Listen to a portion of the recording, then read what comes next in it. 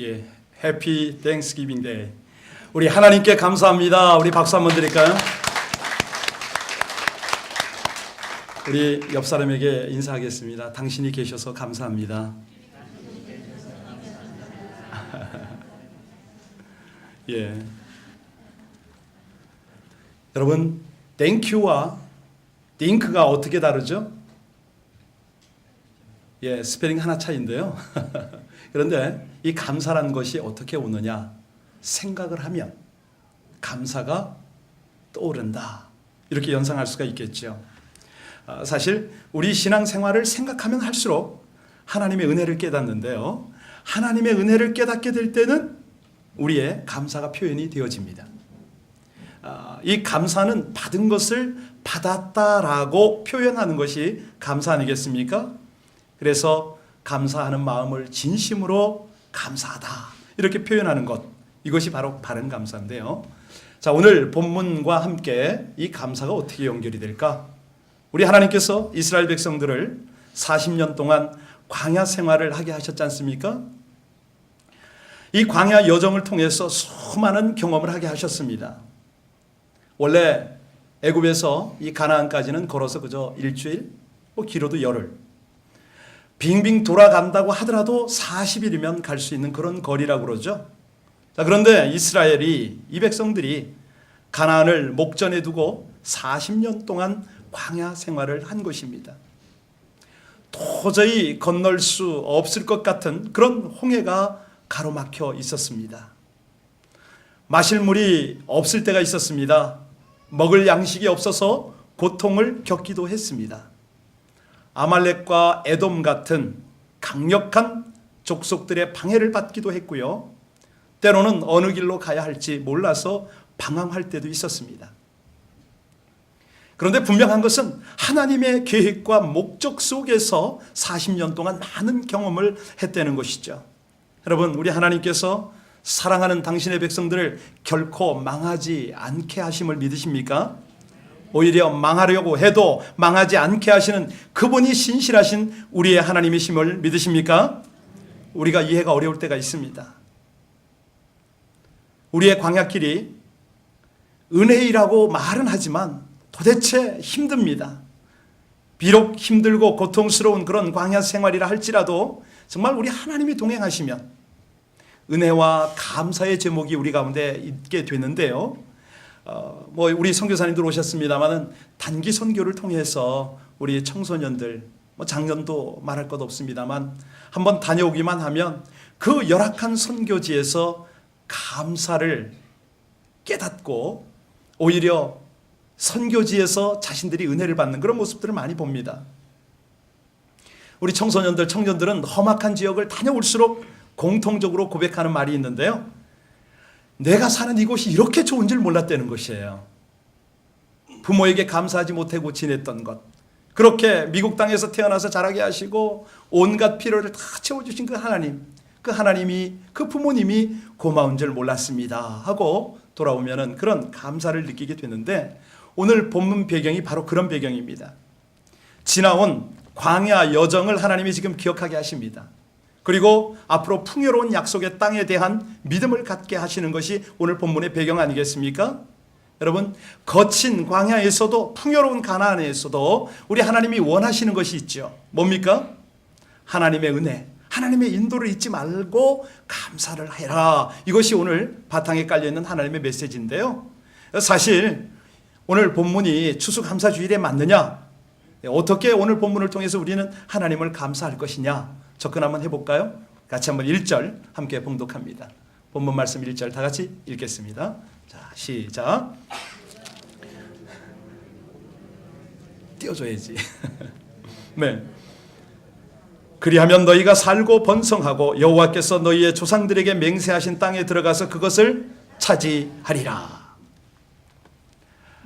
자, 이제 광야의 여정을 하나님께서 어떤 목적으로 인도하시는가? 오늘 1절을 보면서 느껴지십니까? 하나님의 명령에 순종하도록 인도하시는 목적이 거기 나오죠. 하나님의 백성을 거룩하게 만드시고 변화를 시키셔서 마침내 축복에 이르게 하는 하나님의 여정입니다. 사실 이 여정들을 돌아보면요, 백성의 눈, 백성의 마음으로 접근했을 때는 하나님의 목적이 깨달아지질 않습니다. 항상 말씀드리지만 이 광야의 여정은 이스라엘 백성들의 여정이 아니고 하나님의 인내, 하나님의 사랑, 하나님의 은혜의 여정이었습니다. 끊임없이 불평하고 불만스러워하는 하나님을 거역하는 이 백성들을 끝까지 달래주셔야 되고, 저들의 필요를 때를 따라서 그렇게 정성스럽게 공급해 주셔야 하는 하나님의 열심, 하나님의 안타까움, 하나님의 그 인내하시는 사랑이 그 속에 숨어 있다는 것이죠. 그래서 오늘 2절을 가만히 보세요. 우리가 어떤 감사를 드려야 하냐면 우리를 겸손케 하시는 그 하나님의 은혜를 감사해야 됩니다. 우리 2절 다 같이 한번 읽겠습니다. 시작. 내 하나님 여호와께서 이 40년 동안에 내게 광야 길을 걷게 하신 것을 기억하라. 이는 너를 낮추시며 너를 시험하사 내 마음이 어떠한지 그 명령을 지키는지 지키지 않는지 이해하셨습니까? 이제 3절도 우리가 보게 되겠지만 여기에서 낮추신다 이 말은 험불입니다. 겸손케 하신다 이 말이시죠. 하나님께서 우리를 겸손한 사람으로 만드시려고 우리를 광야로 인도하셨다. 왜? 그곳에서 교훈과 깨달음을 얻게 되니까 우리 주님께서 베풀어 주신 은혜를 과분하게 여길 때 그때 이제 감사가 되지 않겠습니까? 이 감사가 한마디로 어디에 임하느냐? 낮은 곳에 임할 수밖에 없습니다. 겸손한 마음에 임하는 것이 감사인데요, 하나님께서 우리를 낮추시는 이유가 바로 거기 있습니다. 낮은 곳에만 임하는 하나님의 은혜, 그 은혜가 그곳에 머무르고 흘러가게 하기 위해서 우리를 낮추십니다. 인간에게 큰 문제가 있다면 바로 이 교만의 문제인데요, 교만하면 어떤 말을 해도 듣질 않습니다. 귀를 막습니다. 자기 생각, 자기 우상에 빠져버리죠. 그런 사람들의 결국은 패망이라고 잠언은 분명히 말씀하십니다. 하나님께서 사랑하는 당신의 자녀들이 교만해서 멸망당하는 것을 원하시겠습니까? 그래서 우리를 이 어려운 광야를 거치게 하시는데요, 사람은 고난을 통해서 낮아지지 않습니까? 고난의 때에 우리는 엎드릴 수가 있습니다. 고난 중에 엎드릴 때 바로 그 엎드린 자리에서 놀라운 하나님의 은혜를 경험할 수 있기 때문입니다. 가장 낮은 곳에 임하는 하나님의 은혜, 그것을 경험케 하시느라고 지금 광야길을 인도하신다고 그랬는데요, 하나님의 베푸신 은혜가 그것이 이제 깨달아지고 그것이 경험되어지면 그때부터 진실한 감사의 고백을 하게 되지 않습니까? 이것은 이스라엘 백성뿐만 아니라 오늘 살아가는 우리에게도 똑같은데요, 저는 개인적으로, 가정적으로, 또 교회적으로, 국가적으로 이런 어려움들을 겪는 모습을 보면서 이건 저주가 아니다, 반드시 하나님의 은혜요 축복이다, 이렇게 믿는데요, 개인적으로도 이런 광야의 과정에 입학한 적이 여러 번 있습니다. 처음엔 그걸 몰랐습니다. 그저 모든 문제를 남의 탓으로만 돌렸습니다. 왜 이런 일이 생기는 걸까? 왜 저 사람은 말도 안 되는 이야기를 계속하고 있을까? 왜 내 마음을 그렇게도 몰라줄까? 왜? 어떤 때는 좀 안타깝고 억울하기도 해서 밤잠 설친 적도 있거든요. 하도 기가 막힐 때는 밤마다 이런 적도 있습니다. 그런데 후에 깨닫고 보면 가장으로서, 목사로서 겸손케 하시는 하나님의 광야의 훈련이었다, 이걸 알게 됩니다. 그냥 놓아두면 깨질까봐, 그냥 놓아두면 자고해서 교만해서 망할까봐 저의 의지와는 상관없이 하나님께서 그런 훈련을 시켜주신 것입니다. 여러분, 이 유혹과 시험이 어디에 있는지 아시죠? 항상 높은 곳에 있습니다. 광야에서 마귀가 예수님을 시험할 때 예수님을 데리고 간 곳이 어디였습니까? 높은 산이었어요. 성전 꼭대기였습니다. 거기서 뭐라 그러죠? 뛰어내리라고 유혹을 합니다. 네가 여기서 순식간에 세상의 영광을 얻을 수 있다, 유혹을 했죠.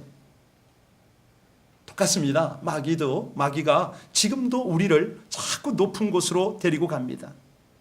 그런데 결과는 뭐냐면 순식간에 떨어뜨린다는 거죠. 높은 곳에 있으면 누릴 것이 많은 것 같은데, 얻을 것이 많을 것 같은데 결국은 다 빼앗겨 버려야 될 것들입니다. 이 높은 곳에서요, 그곳에서 맛본 인기, 부귀, 영화, 그리고 권력, 그것은 머지않은 날에 다 내려놓을 수밖에 없거든요. 여러분들 다 경험하셨지 않습니까? 스스로가 내려놓지 않으면 결국은 나중에 올라오는 사람에게 빼앗기는 것이 인생이거든요. 여러분, 빼앗기면 어떻습니까? 억울하겠지요. 그래서 차라리 빼앗기기보다는 먼저 내어주는 것이 낫다는 것입니다. 빼앗기면 억울하니까 먼저 내어줘 버리면 이거 덕스럽지 않습니까? 밀어내기 전에 스스로 내려가는 것, 이것도 세상 이치에 보면 너무너무 좋은데, 여러분, 문제는 그 때를 알고 그것을 실천하는 사람들이 매우 적다는 것입니다. 물론 그렇다고 다 높은 곳에 있는 사람을 우리가 정죄할 수 있느냐? 아닙니다. 우주 질서도 그렇고 세상 모든 사회도 그렇듯이 높음이 있고 낮음은 분명히 있습니다. 그러나 오늘 본문 말씀을 우리 삶에 적용하면서 지난 1년 동안 우리 정도의 차이가 있을지는 모르지만 물질로, 자녀로, 인간관계로, 건강으로 이 광야를 지나는 어려움을 우리가 겪지 않았습니까? 여러분, 이 과정이 축복임을 믿으시길 바랍니다. 하나님은 우리를 겸손케 만드시고 우리 주제를 파악하게 하시고 우리를 훈련시킨 다음 마침내 하나님의 은혜와 축복을 믿고 감사하는 과정으로 인도하고 계심을 믿으시길 주의 이름으로 축원합니다. 두 번째 감사 제목이 있습니다. 뭐냐면 하나님이 우리를 시험하신 것을 감사하는 것이죠. 3절 함께 읽겠습니다. 우리 3절 말씀 시작. 너를 낮추시며 너를 줄이게 하시며 또 너도 알지 못하며 내 조상들도 알지 못하던 만나를 내게 먹이신 것은 사람이 떡으로만 사는 것이 아니요 여호와의 입에서 나오는 모든 말씀으로 사는 줄을 내가 알게 하려. 여러분, 이스라엘 백성들이 40년 동안 광야 생활을 하시게 한 우리 하나님의 목적 중 또 하나가 뭐냐면 그들을 시험하기 위한 것이었습니다. 어떤 시험입니까? 말씀에 순종하는지 순종치 않는지 시험하는 것입니다. 우리가 잘 알듯이 이 성경의 시험이라는 단어는 유혹이라는 템테이션이라고 하고 또 이 학교에서 시험 치르는 테스트, 이렇게 두 가지 단어로 나오지 않습니까? 자, 여기에서 시험이라는 것은 올무에 빠뜨리는 일단 사단이 우리를 유혹하는 그런 어떤 템테이션이 아니고요. 더 큰 진리를 깨닫게 하기 위한 선의의 테스트죠. 축복하기 위한 것이죠. 자, 하나님께서 모든 것을 다 알고 계시지만 더 큰 은혜를 우리에게 주시려고 가끔 우리를 테스트하는데요. 제가 지난 주간에 우리 청년들과 카톡을 합니다. 저는 일방적으로 그냥 제 것만 던져주고만 하는데, 그런데 우리 청년들 교류하는 걸 보면서 제가 많은 은혜를 받아요. 하나 소개하겠습니다. 어떤 분에게 친한 친구분이 한 분 계셨어요. 그런데 이 친구분이 나이가 87세입니다. 숨을 거두기 직전에 그분에게 전화를 한 거예요. 아들이 옆에 있다 바꿔줬죠. 그런데 전화의 내용이 뭐냐면, 친구야, 먼저 간다. 아버지가 전화를 왜 못 받았냐면 거동이 불편했거든요. 거동이 불편했던 아버지는 그 전화를 받고 그저 눈물만 뚝뚝 흘리더랍니다. 나 먼저 간다. 그 말 속에는요, 적어도 그동안 친구야 고마웠다, 이런 뜻이 있지 않겠습니까? 믿는 사람이라면 천국에서 우리 다시 만나자, 이런 뜻도 있겠죠. 이 전화를 받고 눈물만 뚝뚝 흘리는 그 아버지, 물론 전화를 끊고 생각을 많이 하셨겠죠. 그러고 한참 있다가 1시간이나 됐나? 그분의 아들이 다시 전화를 해서 우리 아버지가 지금 방금 숨을 거두셨습니다, 이 얘기를 했다는 겁니다. 여러분은 이런 전화를 받을 만한 분이 계십니까? 아니면 여러분이 이런 전화를 할 만한 분이 옆에 계십니까? 한번 옆에 얼굴 한번 보시겠어요? 여러분, 우리가 이 말씀대로 산다면요, 바로 옆에 있는 분이 그분이세요. 그렇지 않습니까? 얼마나 소중한 지체입니까? 천국 가서도 우리가 함께 살 분들 아닙니까? 그런데 우리 인생은 어떻습니까? 그것을 못 봅니다. 끝도 없이 다른 곳을 찾아서 헤맵니다. 이 말씀에 집중하지 않으면 그렇죠. 여러분, 나 먼저 가네. 그동안 내 친구가 되어줘서 너무너무 고마웠네. 감사하네. 아니, 이렇게 감사로 우리가 살아갈 수 있다면 하나님이 얼마나 기뻐하시겠습니까? 한 번만 더 하겠습니다. 내 옆에 계셔 주셔서 너무 감사합니다. 예, 하나님께서 하나님의 나라, 하나님의 공동체, 하나님의 셀로 묶어주실 때는 바로 이거를 기대하시는 겁니다. 예, 그런 친구를 만들어가며 함께 가려는 것이죠.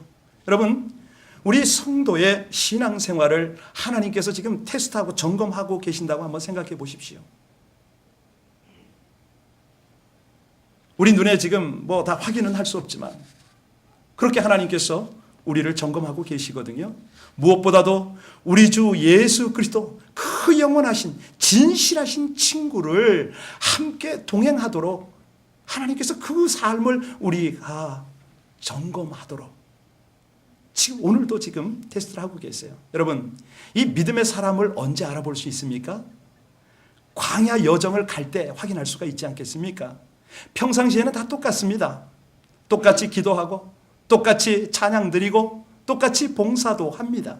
그런데 어느 때 믿음을 알아볼 수 있냐면 결정적인 고난과 역경의 광야 과정 중에, 그 여정 중에 저 사람이 정말 믿음의 사람인지, 우리 주님을 친구 삼았는지, 하나님께서 붙이신 성도와 함께 그렇게 아름답게 여정을 가는지 구분이 된다는 것입니다.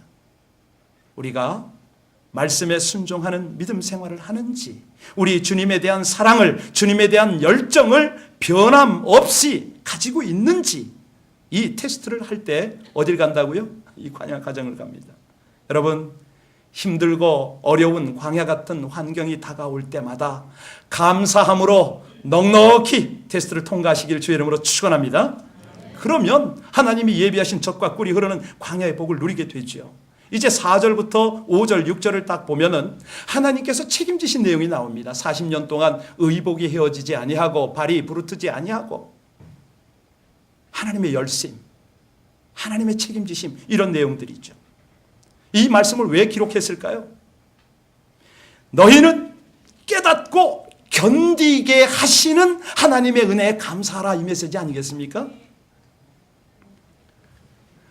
어제 오후에 우리 모 집사님께서 한 분 사장님 집사님을 모시고 왔더라고요. 목사님, 우리 목사님은 영빨이 있으니까 와서 기도를 받아야 된다고 그분을 데리고 왔어요. 영빨은 무슨 영빨입니까? 근데 이분이 무엇을 하냐면 우리 한인타운에 빌딩을 가지고 계신가 봐요. 상가 건물을 가지고 계신데 렌트로 이렇게 생활하시는 분이더라고요. 그래서 쭉 대화를 나누다가 이분의 기도 제목이 요즘 불경기니까 렌트비를 잘 안 내가지고 뭐 여러 가지 어려움을 당하시나 봐요. 그런데 이분을 내칠 수도 없는 그런 상황인데 이걸 위해서 기도해 달랍니다. 제가 어찌 상담을 했겠습니까? 먼저 그분의 신앙을 점검을 했어요. 집사님이시라고요? 혹시 저를 향해서 뭐 상담하거나 궁금한 거 질문 없습니까? 그랬더니 여지 없습니다. 이상한 질문 몇 가지를 해요. 목사님을 괴롭히고 싶지는 않지만 뭐 이래가면서 몇 가지 질문을 해요. 아니, 하나님이 계시다면 왜 지옥을 만들었습니까? 사람을 다 선하게 만들면 되는 것이지 왜 죄를 짓게 만들었습니까? 뭐 이런 질문들, 마치 어린아이 같은 질문을 하고 계세요. 관심 있으세요? 그런 질문의 답이? 죄송합니다, 함부로 얘기해서. 그런데 애니타임 오세요. 제가 이분의 이야기를 쭉 듣고 몇 가지 답변을 해드리니까 이분이 시원해지는 그런 느낌을 받으시더라고요. 뭐 심지어 그것도 기억이 나네요. 아니, 그 어린아이, 죄도 없는 아이를 왜 하나님은 죽이십니까? 뭐 이런 것들. 그래서 제가 그 대답을 했죠. 어떤 목사님이 청년들을 데리고 수련회를 갔는데 그 장소에서 아들이 하나밖에 없는 외아들이 수련회 장소에서 물에 떠내려가서 죽었습니다. 제가 한수 더 떴어요. 이것을 이해하시겠습니까? 제가 설명을 쭉 했어요. 그때 나중에 고개를 끄덕끄덕 하시더라고요. 궁금하시면 오세요. 자, 제가 그분과 상담을 하다가 마지막 질문을 했습니다. 뭐라고 그랬냐면, 집사님, 이 모든 상황에도 불구하고, 그럼에도 불구하고 하나님께 감사할 수 있겠습니까? 라고 여쭤봤어요. 그분의 영적 깨달음이 열리기를 원하는 우회적인 질문이죠. 여러분, 감사하는 사람은 어떤 사람이 감사하는 줄 아세요? 깨달음이 깊은 사람이 감사를 합니다. 깨달음이 깊어지는 방법이 뭡니까? 있는 그대로를 제대로 보는 사람이 깨달음을 얻습니다. 대부분의 사람은요, 그대로 보지는 못합니다. 내가 건물, 상가의 주인이면 주인의 시각으로 보는 것이죠.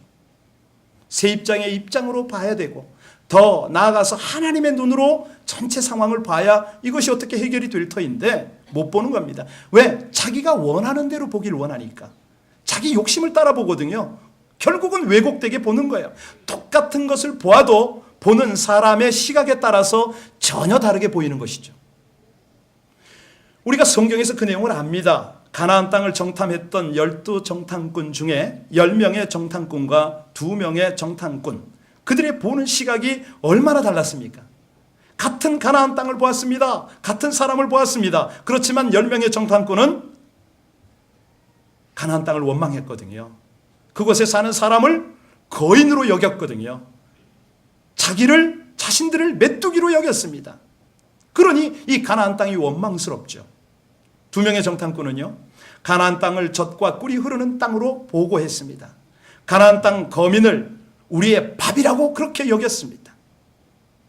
그러니 가나안 땅으로 인하여 하나님께 감사를 드릴 수밖에 없죠. 같은 땅을 보고도 원망하는 사람이 있고 감사하는 사람이 있다는 것입니다. 여러분, 감사하면 좋은 것을 보게 되고 눈과 마음이 열림을 믿으시기 바랍니다. 왜냐하면 감사 이 자체가 주님과의 열림이에요. 그 관계예요. 감사하면 영적 눈이 열리게 돼 있습니다. 감사하면 영적 깨달음이 올 수밖에 없고요. 마음 심령이 열릴 수밖에 없습니다. 왜? 열려야 보이니까. 본다고 다 보는 거 아닌 거 아시죠? 눈이 있다고 다 보는 거 아닙니다. 눈이 열려야 보입니다.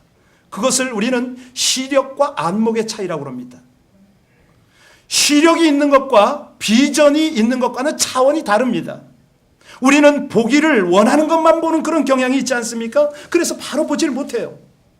여러분, 하나님의 은혜를 깨달으면 고난을 견딜 수가 있는 것을 믿으십니까?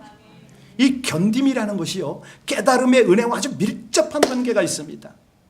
왜냐하면 감사하는 사람에게 하나님이 깨달음을 주시거든요. 깨달아지면 그때부터 견딤의 은혜가 임할 수가 있습니다. 저 사람, 저 남편, 저 아내, 저 자식, 이런 모든 관계 속에 너무 견디기 힘들 때가 있잖아요. 그죠? 그때 그것을 헤쳐나가는 방법이 뭐라고요? 지금 그걸 설명하고 있습니다.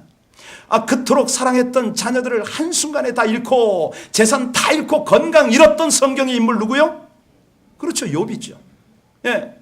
그가 아내의 비난을 어떻게 했습니까? 잘 견뎠습니다.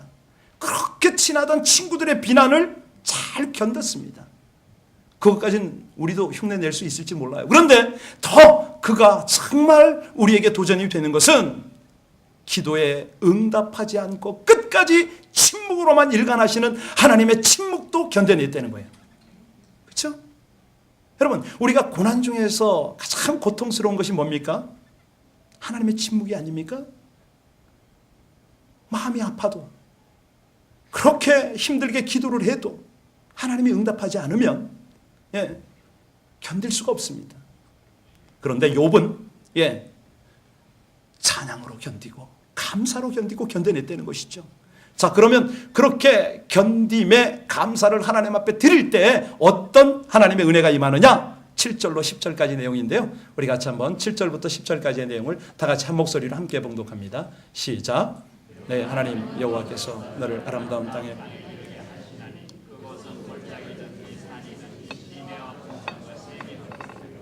밀과 보리의 소산지요 포도와 무화과 나무와 석류와 감람나무와 꿀의 소산지라. 내가 먹을 것에 모자람이 없고 내게 아무 부족함이 없는 땅이며 그 땅은 돌은 철이요 산에는 동을 캘 것이라. 내가 먹어서 배부르고 내 하나님 여호와께서 옥토를 내게 주셨으므로 말미암아 그를 이 감사함으로 광야 훈련을 통과한 사람은 포도와 무화과와 석류들이 주렁주렁 달리는 아름다운 땅에 살게 되고, 그리고 하나님을 영화롭게 한다는 것입니다. 이제 내일 우리가 묵상할 15절과 16절을 제가 읽어드리겠습니다. 너를 인도하여 그 광대하고 위험한 광야 곧 불뱀과 전갈이 있고 물이 없는 간조한 땅을 지나게 하셨으며 또 너를 위하여 물을 굳은 반석에서 내셨으며 내 열조도 알지 못하던 만나를 광야에서 내게 먹이셨나니 이는 다 너를 낮추시며 너를 시험하사 마침내 복을 주려 하심이었느니라. 하나님의 마음을 우리에게 전하고 계십니다. 우리가 너무 잘 압니다. 이스라엘 백성들은 심지도 거두지도 않았지만 40년 동안 광야에서 먹고 살았습니다. 하나님께서 책임져 주신 것이죠. 여러분, 마침내 우리 하나님은 저들을 복 주시려고 광야로 인도하셨습니다. 자, 그렇다면 우리가 해야 할 일이 뭐라고요? 감사로 하나님을 영화롭게 하는 것이 우리의 책임임을 믿으시길 바랍니다.